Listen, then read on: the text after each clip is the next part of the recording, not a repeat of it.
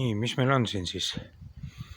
Meil on 10 ruumi pliidi puude alumasina nagu tegemise jääks on siis kasetohtu kottide viisi.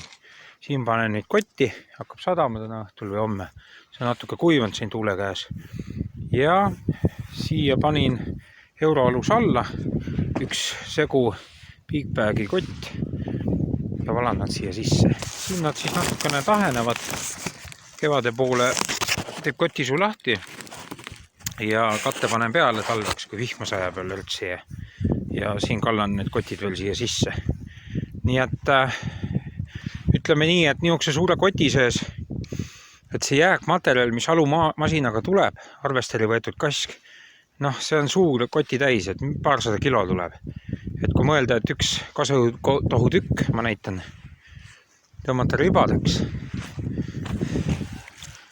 see on 2-3 süütukuubikut. Asendamatu materjal, et pliidipuud, sauna kerise alla tulnud või ahju või katlasse, võib-olla ka. Nii et tasub korjata jääke ja vaeva näha.